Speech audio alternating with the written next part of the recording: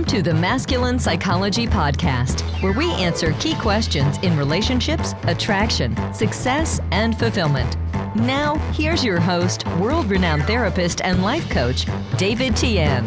Welcome to the Masculine Psychology Podcast. I'm David Tian, your host.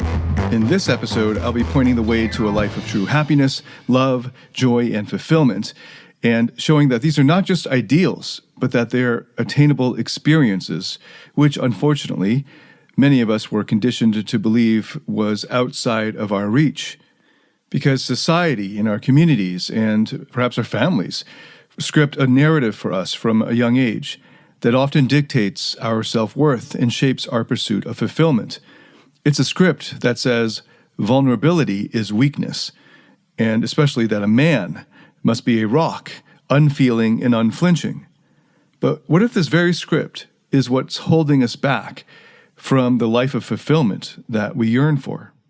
In this episode, we're going to directly attack and hopefully shatter a pervasive myth that suppressing our emotions, especially our vulnerability, is the key to some happiness down the road, and to show instead that it requires more strength and courage to allow yourself to feel your emotions and to embrace your vulnerability. And we're going to try to detoxify toxic masculinity, which equates emotional suppression with strength. And we'll explore how this toxic masculinity has influenced societal expectations of men in really harmful ways. And it's led to many generations of men being detached from their emotions. And of course, as I pointed out in other episodes, those things that we are aiming for as the final result of our accomplishments, our sense of significance, are emotions. Even the feeling of significance is an emotion, but obviously also love, connection, joy, happiness, fulfillment. And if we're detached from our emotions, even when we get to the end of all of that hard work, we will be unable to fully feel our feelings. So the cost of buying into this false narrative is really steep. It's a cost measured in the deterioration of our mental health, the erosion of our most intimate relationships, and the stifling of authentic parts of ourselves. Long-term repression of emotions like sadness can lead to a whole host of psychological problems, increased anxiety, depression, and a pervasive sense of disconnection from ourselves and from the people in our lives. Especially around the social stigma that's attached to men and sadness. It's like there's an unspoken rule that men must always keep it together, or that a real man doesn't cry or express hurt. And these harmful stigmas are perpetuated in media, in our locker rooms, in boardrooms, and even our homes and bedrooms. They're woven into the very fabric of our daily interactions, creating an environment and conditions where men often feel that they cannot and should not acknowledge sadness.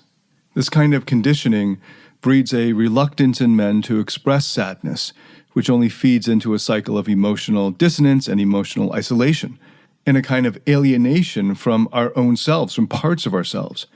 And then when men do try to reach out, they may find themselves facing ridicule or dismissal, thereby reinforcing the toxic idea that their feelings are not valid or important. And this not only harms the individual man, but also sets a precedent that affects how boys are raised and how other men perceive and manage their emotions. But here's the truth. Being courageous enough and strong enough to feel your own sadness is obviously not a sign of weakness. It's a sign of being human. And sadness is the gateway to love. It takes incredible and profound strength to confront our vulnerabilities, to face our fears, to sit with our emotions, and to seek to understand them. By acknowledging and processing our sadness, we open ourselves up to deeper self-awareness, empathy, and the kind of authentic connections that enrich our lives, and ultimately is the prerequisite for unconditional love. Embracing our sadness increases our capacity for joy and love. When we allow ourselves the full spectrum of human emotions, we become more present and engaged in our relationships. When we're not afraid of any emotions that might be felt by us or displayed by others, we can finally have the courage to be fully present without fear with others and with ourselves. We then become better partners, friends, parents, lovers. So I challenge you to consider this. What if the true measure of courage, emotionally, is not found in the suppression or repression of our emotions, but in the embracing of them? What if we could rewrite that false narrative that's been handed down to us, not with denial and false bravado, but with openness and authenticity? Let's pivot now to a new understanding of sadness. Far from being a weakness, sadness can be one of our greatest strengths. When we allow ourselves to experience and express sadness, we unlock a deeper level of self-awareness. It's a raw honesty that connects us to the core of who we are. Consider the moments when you felt sadness. It's not just an emotion, it's a signal, a signpost pointing towards something that matters deeply to you. Perhaps it's the loss of a loved one, or the end of a significant chapter in your life, or a dream that maybe didn't come to pass. By feeling that sadness, you honor the importance of these life events to you. You acknowledge that they've shaped you. And in this acknowledgement, there's a profound strength, the strength of authenticity, of being real with yourself, and by extension with others. Earlier I mentioned sadness is like a gateway to love. Here's another metaphor. Love and sadness are two sides of the same coin. When you love something or someone unconditionally, you know that if you were to lose this person, you would feel incredibly sad. And if you didn't feel that sadness, it shows that you actually didn't love that person, because the only reason you wouldn't be sad at having lost them is because you didn't really care about them. And the more sadness you feel at having lost that person, the more that it shows that you loved that person. In fact, anger, sadness, and love are all linked in the same way, all sides of the same three-sided coin. And this may be helpful for those who, like myself, were trapped in toxic masculinity for decades of our lives and conditioned, or in a society in which it was conditioned into us in this way. Because out of all the other emotions, anger seems to be the closest or most acceptable to toxic masculinity. And actually, to be more accurate, it's more like a four-sided coin, because anger is often a protective mechanism, a mask. And the angrier you are about something, the greater your fear of that horrific consequence coming to pass. And often that anger is to galvanize us into action to prevent the thing that we're afraid of happening. And so far, toxic masculinity is right alongside here, fully accepting of this, anger as a response to fear. But if the thing that we're afraid of comes to pass, or if we've got the guts to face the fear, then we'll notice that right underneath the anger is sadness. And on the other side of sadness is love. But you'll never get to that love without embracing the sadness that would come from losing the ones you love. And once you fully appreciate and understand that the anger and fear are rooted in love and sadness, and then the fear of your own fear and the fear of your own anger goes away, and you're able to notice that these are all different emotional responses to love. But this is just one of many examples of an experience of feeling unconditional love that is unavailable to those of us who have been conditioned and are still conditioned by this repression of our emotions through toxic masculinity. Researchers in emotional psychology consistently find that emotional diversity, experiencing the whole rainbow, the whole range of our emotions, which of course includes sadness and its similar emotions, being able to feel all of these and to be able to tell the difference between them contributes to our own psychological resilience. Let me share a story of a client. We'll call him Alex. Now, Alex was a man who prided himself on his lack of feeling, like this false stoicism. He wore it like an armor, the armor of repression. But when his intimate relationship ended, that armor cracked. He felt the full weight of sadness, and at first it terrified him. But as we worked together, Alex learned to sit with his sadness. He didn't need to push it away, but it also didn't overwhelm him or flood him anymore. And instead, through the therapeutic process, he learned to acknowledge it, learn from it, appreciate it, and in doing so found a path to empathy and a deeper connection with those parts of him that were holding the sadness the most. And then, of course, with a deeper connection with those around him. Alex discovered that his relationships flourished when he dropped the facade and got real about his feelings. And this is part of the power of embracing sadness.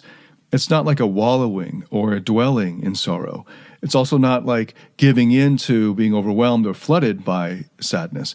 It's about recognizing the value of this emotion as a natural and necessary part of the human experience, especially if what you're aiming for is a life of fulfillment and love and joy and connection. It informs our understanding of ourselves and deepens our capacity to connect emotionally, authentically with others. It's about finding strength in what many people perceive as a possible weakness. So throughout this episode, I'm inviting you to reconsider any negative connotations you might have about sadness and view it not as an adversary to a great life, but as an ally, one that can guide you to a more resilient, empathic, and connected way of living. So now let's look at this from the angle of internal family systems therapy, IFS therapy. And if you've followed my podcast for any length of time, you've probably heard me mention IFS therapy. I'm a huge fan of this approach to therapeutic work. I am a certified IFS therapy practitioner myself. And in the IFS approach, it posits that we all have a core self, a higher self, characterized by qualities like compassion, courage, confidence. And this higher self is the leader of our internal system, ideally guiding the various parts of our psyche. You can imagine your mind as a family, where each member has a distinct role. In IFS therapy, some parts carry burdens like sadness, and these parts often become exiled, hidden away because the world has told us that their presence is unacceptable, or at least that's the message that we got way back when, and parts of us exiled, these more vulnerable parts of us that are holding the most sadness. So while our most vulnerable parts are exiled, in their place arise these protector parts who stand up and shield us from feeling that sadness that is concentrated in our exiled parts. And these protector parts in us might push us to work harder, to numb out with substances, or to laugh things off. And these are the parts of us that keep us in the gym longer than is healthy, or use physical discipline or exertion as a way of numbing out or distracting ourselves from the underlying sadness. They're also the parts that focus on hustling harder, and the parts of ourselves that are emotionally distant, all to maintain the illusion that we're unfazed and unharmed. And for men, many of our protector parts, they formed in response to messages that we interpreted or received about what it means to be a man, to be masculine. They're the internal embodiment of societal expectations, shaped by the myth that real men don't feel or real men don't show sadness. They're our psyche's response to a toxic culture that says men always have to appear strong and in control and unfeeling. But here's the truth. These protector parts, while well-intentioned, are actually now getting in the way of a fulfilling life. When they first started doing their jobs, they were adapting to these conditions at the time to protect our sadness or our vulnerability. And it started off as being an adaptation. But now in adult life, it is clearly a maladaptive approach. As Terry Real likes to say, adaptive in childhood, maladaptive in adulthood. The protector parts that came up under the weight of toxic masculinity keep us from the authentic connections and experiences that come with acknowledging and expressing our sadness. They work tirelessly and are often exhausted by adulthood to keep these exiled parts of ourselves hidden. But in doing so, they also keep us from the healing and growth that we could achieve if we allowed our higher self to lead. And they also keep us from forming authentic emotional connections with others. No matter their physical strength, for many men, emotions are too much for them to handle. It's why they can't give women the deeper levels of emotional intimacy and connection that they crave. It's why they fail to be the man that modern women desire most. A man with inner strength. A man who has mastered his emotions. Find out how to master your emotions through David Tian's Emotional Mastery Program. The Emotional Mastery Program is a step-by-step system that integrates the best of empirically verified psychotherapy methods and reveals how to master your internal state and develop the inner strength that makes you naturally attractive, happy, and fulfilled. Learn more about this transformational program by going to davidtianphd.com/emotional mastery. That's DAVIDTIANPHD.com/emotional mastery. Consider a time when you felt you couldn't express sadness. Maybe it was after a personal loss or a professional setback, or even a moment of quiet reflection on the state of the world. And that impulse to shut down the emotion, to toughen up or to distract yourself, that was very likely a protective part or parts stepping in. But what if, instead, you allowed your higher self to approach that sadness with curiosity and compassion? What if you listened to what that sadness was trying to tell you? Instead of armoring up, how about instead turning toward our sadness? It's in these moments of turning toward our sadness rather than away from it that we begin to heal. When we let our higher self lead, we can start to understand the valuable messages our sadness is sending us. We can learn, grow, and connect with others in much more meaningful and deeper ways. So maybe you too have protective parts that arose in response to the messaging of toxic masculinity in your culture or society or in your family or your community. Are there any parts of yourself that feel a need to uphold a facade of invincibility, to project an image of unwavering strength? Let's scrutinize the toll that this takes on our well-being. The protective parts of ourselves that come from toxic masculinity, they enforce emotional rigidity in us. They dictate a narrow path of acceptable emotions, primarily those associated with toughness, while they banish softer, more vulnerable feelings into the shadows of our internal world. It's an attempt to shield us from hurt or perceived weakness, but it inadvertently stifles the richness of our emotional experiences. We become prisoners in a fortress of our own making, confined by walls that block the free flow of our emotions and connection. And as these protectors fortify their defenses, we end up paying a price in the currency of connection to our own deeper selves, but also to the people around us. Relationships demand vulnerability in order to flourish and deepen, but this sort of toxic masculinity insists on emotional armor and shielding, leaving us, of course, disconnected and isolated. So this dynamic of exile and protection not only distances us from others, but also from our own core selves. The higher self, with its inherent qualities of understanding, courage, empathy, gets overshadowed by the relentless drive of these protective parts to keep up appearances and to keep these masks going. And the unfortunate result is a life half lived, emotions half felt, and relationships half formed. This is a facade that demands constant upkeep, a performance that requires relentless energy. And over time, this leads to exhaustion, resentment, and a pervasive sense of unfulfillment. These protective parts of us that are born out of this sort of toxic masculinity have positive intentions. They believe they're serving our best interests. But in truth, now, in adulthood, they're cutting us off from the full spectrum of life's experiences and of genuine connection. So what's the antidote to this? It begins with recognizing the roles of these protectors, understanding how they started to doing these jobs, and then gently deepening a dialogue with them and building a trusting relationship with them.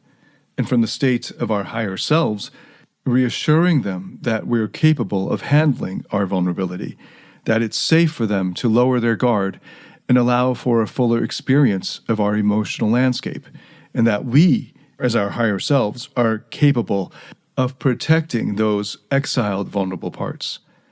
Navigating this path to healing often begins with a simple yet profound act, getting to know our protective parts.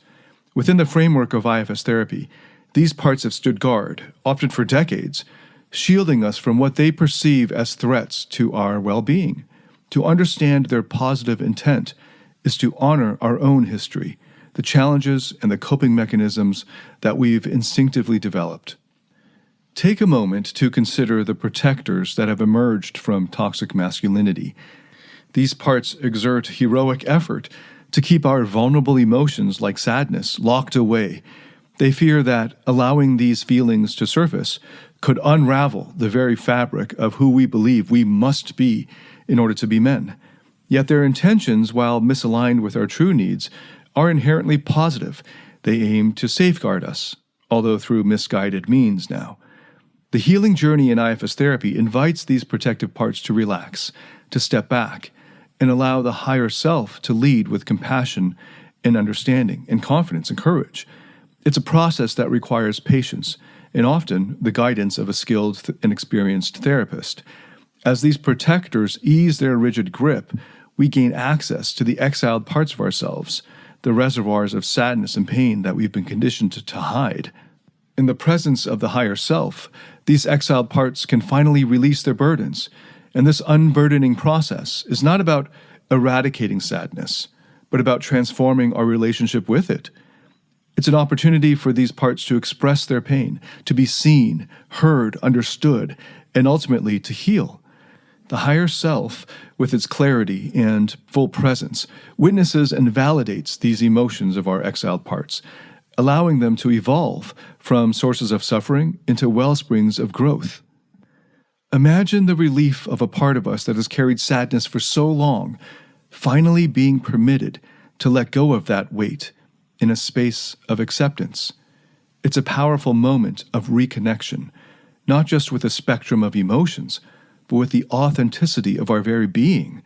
The unburdening process is like clearing a stream that was long blocked by debris. As the obstacles are removed, the water flows freely once more. So too do our emotions begin to move through us in a way that's healthy and life-affirming, enlivening, and fulfilling. Our exiled parts not only carry the greatest concentration of sadness and pain and hurt, but they also, and you'll discover this once they're unburdened, also carry the greatest concentration of our spontaneity, our adventurousness, our joy, our childlike sense of wonder and curiosity about life, and our natural sense of playfulness. And all of these characteristics, for those guys who are focused mostly on dating success, these are all characteristics that make you incredibly attractive on a date. So embracing our vulnerability and integrating our sadness into our internal systems again and into our lives paves the way for personal transformation and richer, more fulfilling relationships. It's here in this integration that we find the courage to be fully human, to live a life not dulled by fear, but enlivened by every shade of human feeling. Embracing sadness and the broader spectrum of our emotions paves the way for profound personal transformation. It takes immense courage to be vulnerable, to let down the walls that we've built around our feelings. But in this vulnerability, we discover our true and natural strength. When we embrace sadness, we allow our higher self to step forward and lead. And this is where genuine masculinity comes into play, not as a rigid, unfeeling facade, but as a balanced, emotionally aware, courageous presence. It's a masculinity that acknowledges pain and is not afraid of it. This form of masculinity is authentic, rooted in the understanding that feeling deeply is not a weakness, but a hallmark of a complete human experience. Consider the relationships in your life. How often have we held back from expressing our true feelings for fear of appearing weak? But when we open ourselves up to vulnerability, to sharing our sadness and our struggles, we're then able to create deeper connections.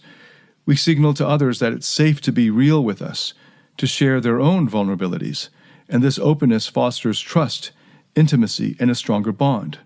This assumes, of course, that you are able to be with your own sadness, and that you're not going to someone else with your sadness to get them to meet your own emotional needs for you.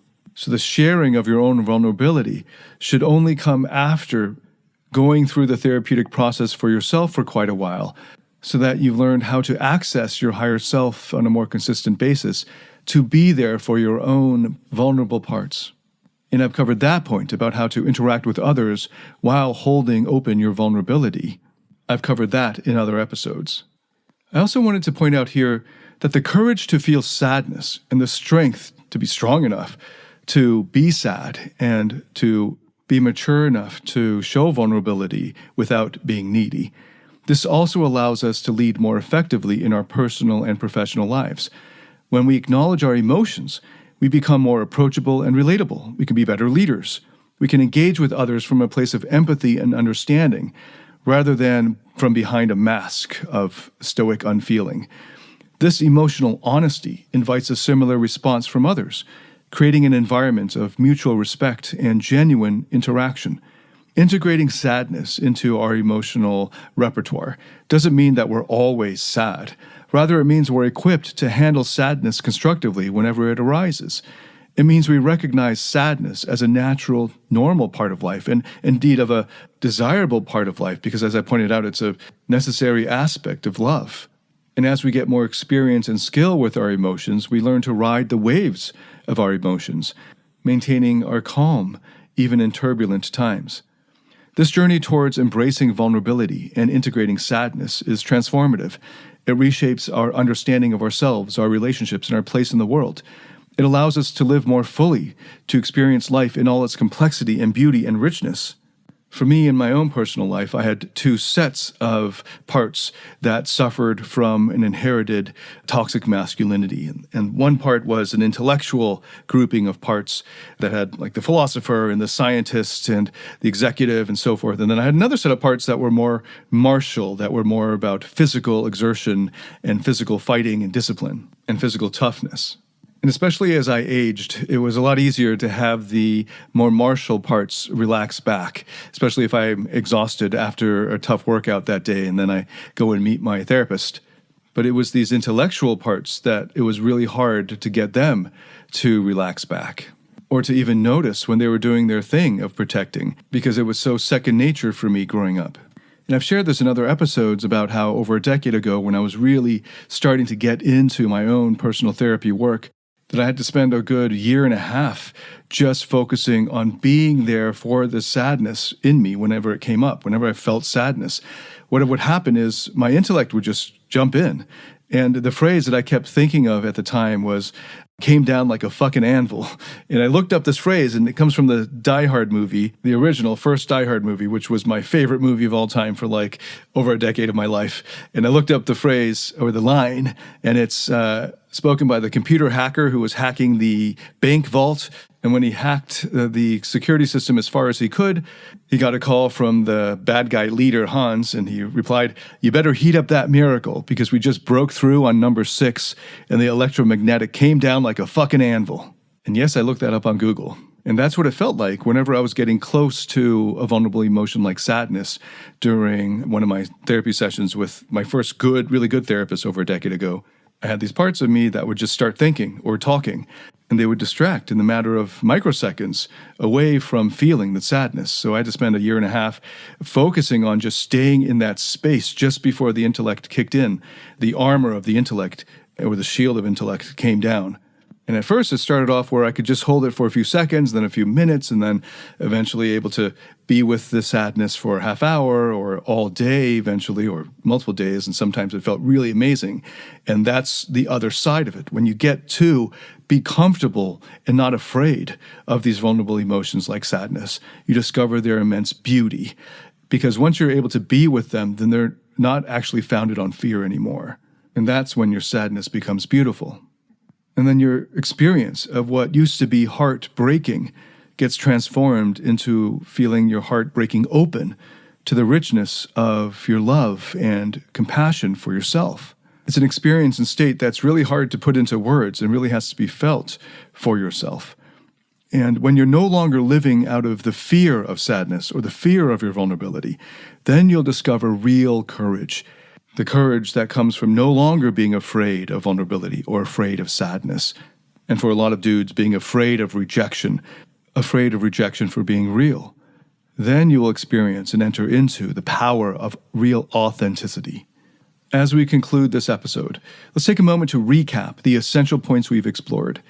We began by challenging the myth that strength lies in suppressing vulnerability or sadness.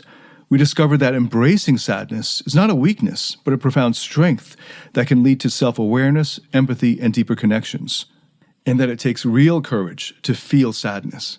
We delved into IFS therapy, understanding the roles of different parts within us, especially those carrying sadness, and the protective parts that often work to suppress these emotions in response to toxic social norms. And we recognized how toxic masculinity leads to emotional rigidity and disconnection. We then outline the healing path within IFS therapy, focusing on unburdening the sadness and allowing the higher self to lead, which creates space for authentic masculinity and emotional balance. We talked about the courage that it takes to be vulnerable and how integrating sadness can transform us personally and improve our relationships. Appreciating the courage that it takes to feel sadness, then the question would be, are you strong enough to feel sadness? Imagine going through life with a heavy armor, always guarding against any show of emotional weakness. This way of living can lead to profound loneliness, a sense of disconnection, and the simmering feeling of never being truly known or understood by others. It strains relationships, limits your personal growth, and over time leads to a hollow existence devoid of genuine happiness and lasting fulfillment. But imagine instead a future where you possess the strength to feel sadness, the courage to embrace your vulnerability. In this future, you experience a rich tapestry of emotions, each adding depth and color to your life. You enjoy more meaningful relationships, where you and your loved ones share openly and support each other unconditionally. Your courage to face vulnerability turns into a source of strength, fostering resilience and a deeper understanding of yourself and of those around you. This future isn't just a possibility, it's actually within reach of all of us. It begins with the decision to no longer let fear guide your emotional journey. It flourishes through the practice of acknowledging and embracing all parts of yourself, including the most vulnerable ones and the ones that are holding the sadness. It's a future where your authentic self leads, and your life becomes a testament to the true strength found in embracing your own vulnerability. Thank you so much for joining me in this episode of the Masculine Psychology Podcast. Remember, the journey to emotional well-being is continuous, and it's okay to seek help along the way. Whether it's with me or with someone else, please take it seriously. If this episode helped you in any way, please hit a like on whatever platform you're listening to this on, or give a good rating. And if it's helped you, please share it with anyone else that you think could benefit from it. Thank you again so much for listening to this episode. I look forward to welcoming you to the next episode. Until then, David Tian signing out.